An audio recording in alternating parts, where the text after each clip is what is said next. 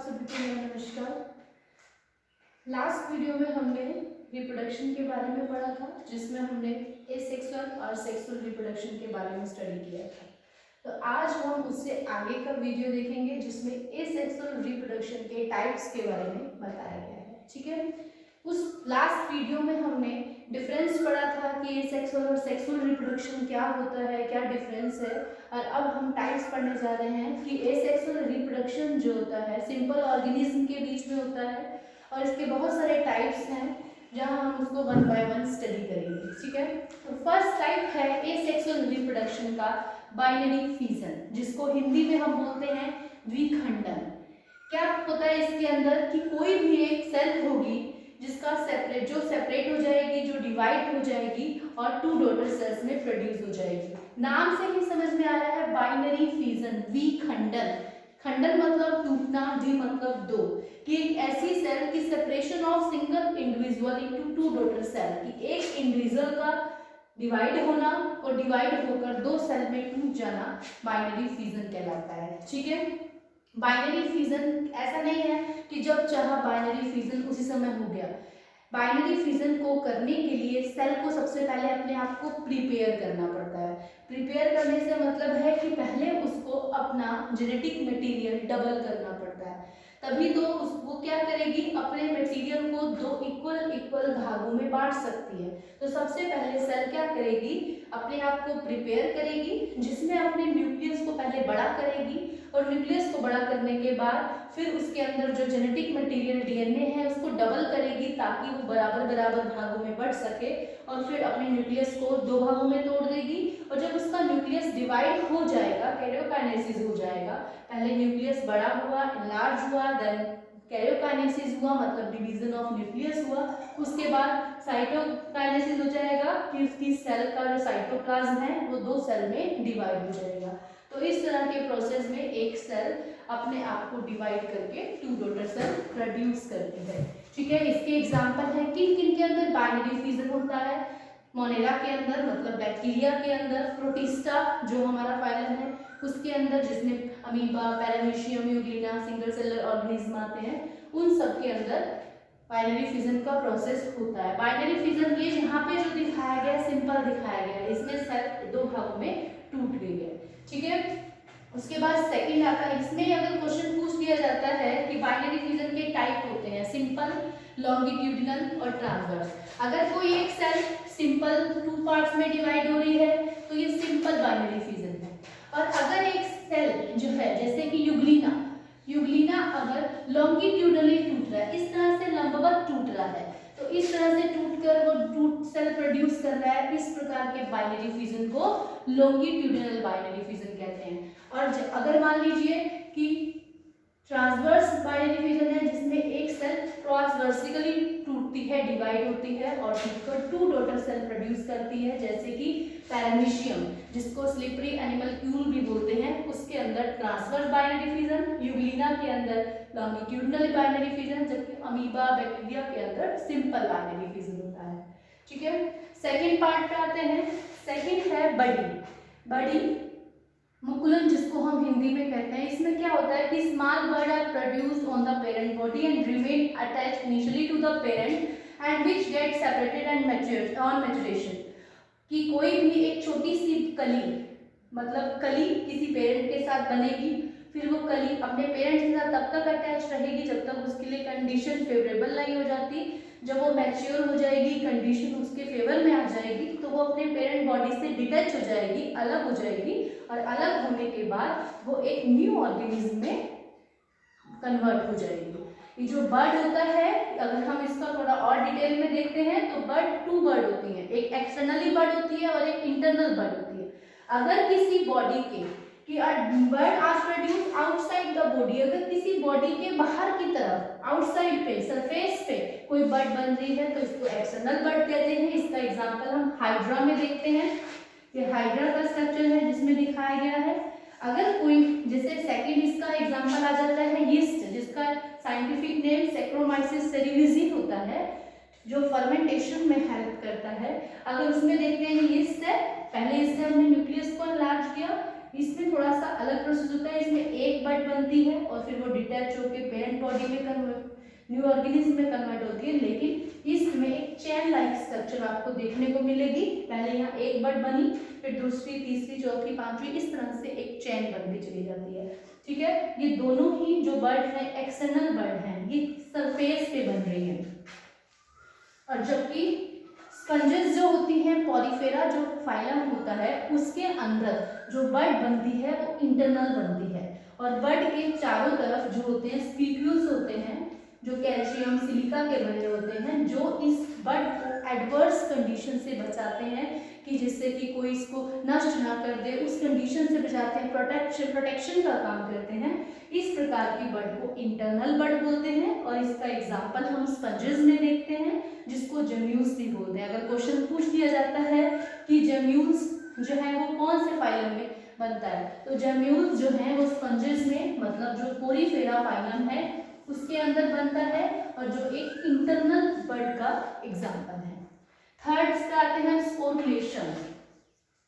Sporulation का क्या मतलब है? स्पोरुलेशन का मतलब होता है formation of spores from the vegetative cell during adverse condition, during unfavourable environmental condition. कि स्पोर का बनना, स्पोर क्या होते हैं? स्पोर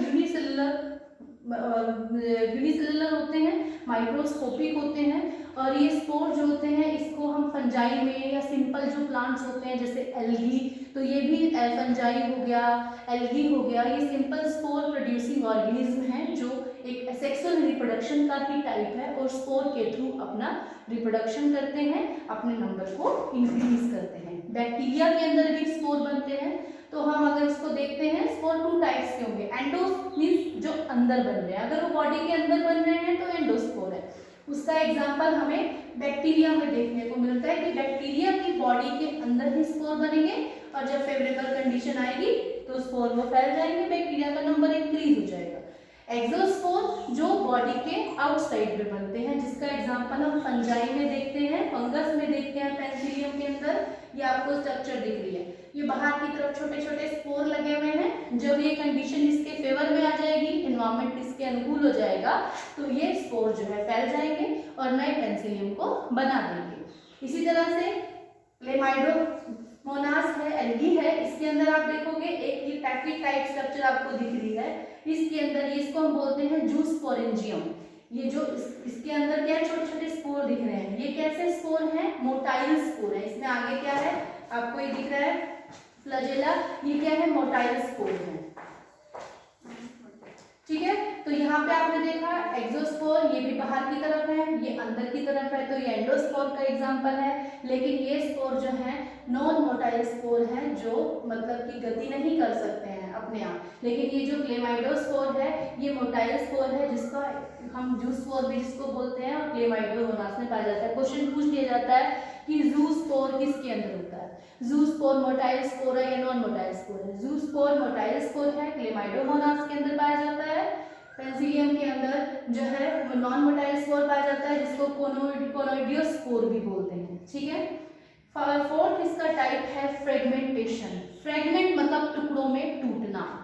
तो स्पायरोगाया जैसे एल्गी है, वो क्या करती है कि फ्रेगमेंट में टूट जाती है। अगर इस एल्गी के टुकड़े हो जाते हैं, वो जितने भी टुकड़ों में टूटेगी और नए स्पायरोगाया बना लेगी। हम लोगों के अंदर तो ऐसी कैपेबिलिटी नहीं है कि हम टुकड़ों में टूट गए तो हमारी नई नई बॉडी बन जाएगी, ऐसा तो हम लोगों के अंदर नहीं होता। तो सिंपल ऑर्गेनिज्म के अंदर, एल्गी में, स्पायरोगायरा के अंदर ये क्वालिटी है कि अगर वो फ्रेगमेंट में टूट जाती है तो फ्रेगमेंट से नया स्पायरोगायरा बना लेती है। ठीक है, और इसका जो लास्ट आता है सेक्सुअल रिप्रोडक्शन का जो टाइप है, जिसको हम बोलते हैं वेजिटेटिव प्रोपेगेशन, हिंदी में इसको बोला जाता है कायिक प्रवर्धन। और यहाँ से बहुत सारे क्वेश्चन आपके अराइज होते हैं, एनसीईआरटी में दिया गया है, लेकिन यहाँ पे हम उसको टेबल के फॉर्म में पढ़ेंगे ताकि आप लोगों के लिए पढ़ना इजी हो जाए। तो इसका जो नेक्स्ट है उसको हम बोलते हैं वेजिटेटिव रिप्रोडक्शन। वेजिटेटिव रिप्रोडक्शन क्या हो, वेजिटेटिव प्रोपेगेशन क्या होता है कि इसमें प्लांट का कोई भी पार्ट, सीड को छोड़कर प्लांट का कोई भी पार्ट, चाहे वो स्टेम हो, तना हो, रूट हो या फिर लीफ हो, उसके अंदर इतनी कैपेबिलिटी होती है वो एबल होता है कि वो न्यू प्लांट बना सकता है। जैसे कि ये आपका एक प्लांट है, इसमें सीड को छोड़कर प्लांट का कोई भी पार्ट आपने ले लिया और उसको आपने यूज किया, तो उससे क्या होगा, नया प्लांट बन जाएगा। और इस पार्ट को, जो प्लांट को बनाने के लिए एबल है, उसको हम बोलते हैं वेजिटेटिव प्रोपेग्यूल। Vegetative propagule. ये स्टेम भी हो सकता है, रूट भी हो सकता है और लीफ भी हो सकता है। अगर हम इसको एक सीक्वेंस में देखते हैं तो हम इसकी एक टेबल बना लेंगे, जिससे कि आपको इजीली समझ में आ जाएगा कि किस किस प्लांट के अंदर किस तरह का वेजिटेटिव प्रोपेगेशन होता है। वेजिटेटिव प्रोपेगेशन में क्या होता है, वेजिटेटिव प्रोपेगेशन कई प्लांट्स के अंदर नेचुरल होता है और कहीं कहीं पे हम इसको आर्टिफिशियली इंड्यूस भी कर सकते हैं। ठीक है, जैसे ट्यूबर, राइजोम,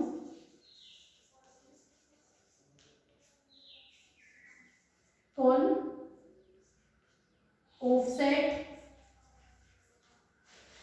रनर, सकर, ये स्टेम के एग्जाम्पल हैं।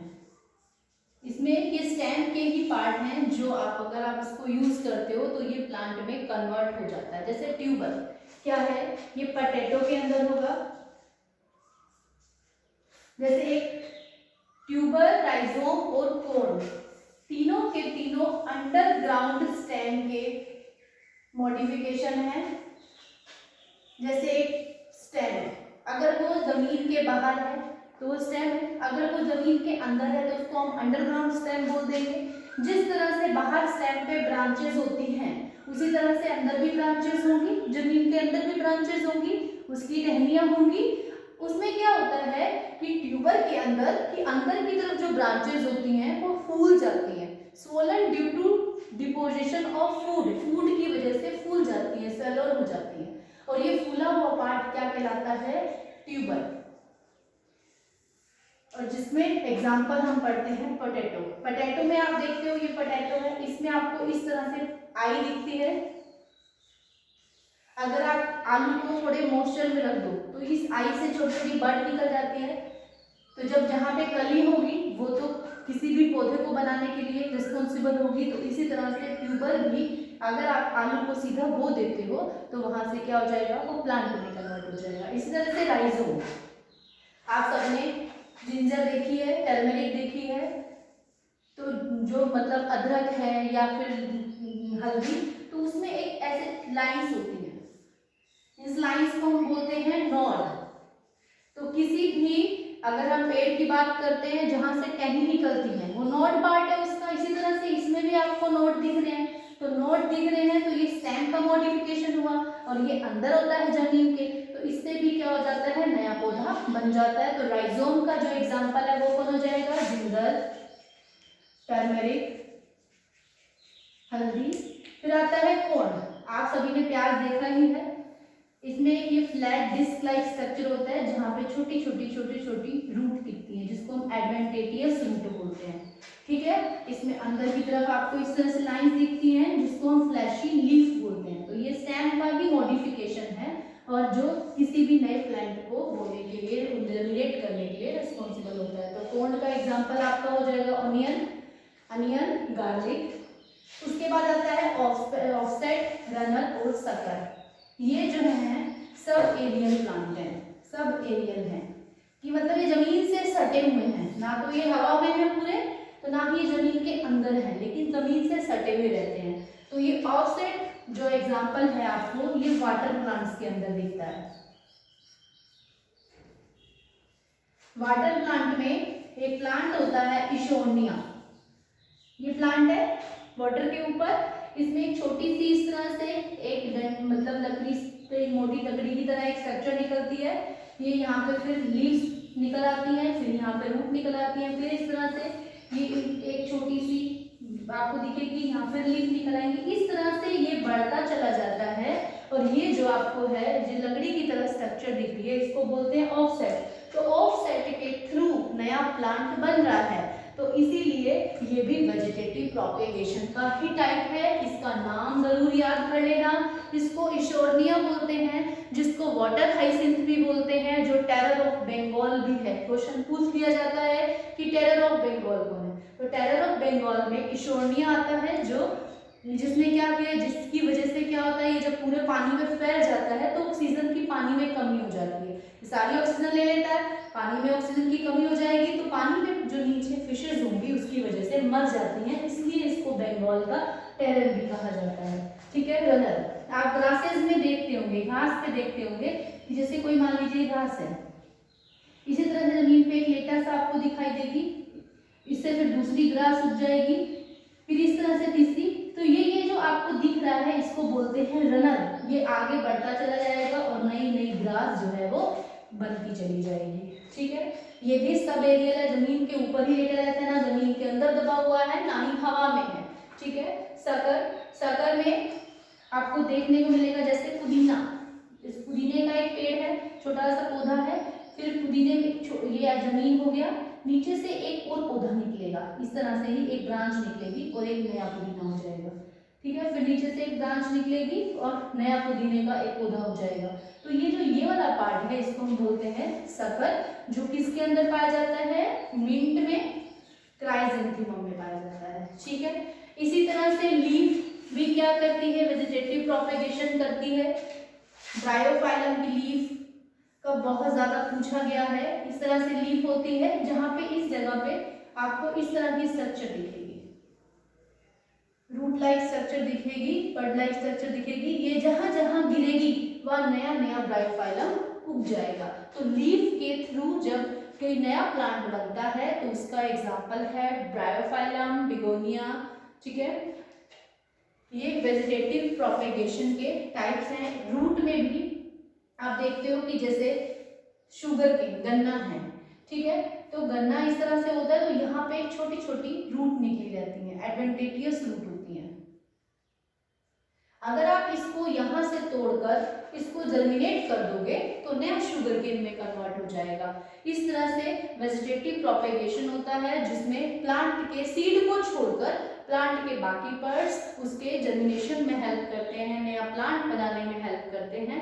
तो आपको 1 by 1 सभी का नाम याद होना चाहिए, आप सभी को सभी के एग्जाम्पल याद होने चाहिए, और रिप्रोडक्शन, सेक्सुअल रिप्रोडक्शन को हम नेक्स्ट वीडियो में समझाएंगे। Thank you very much.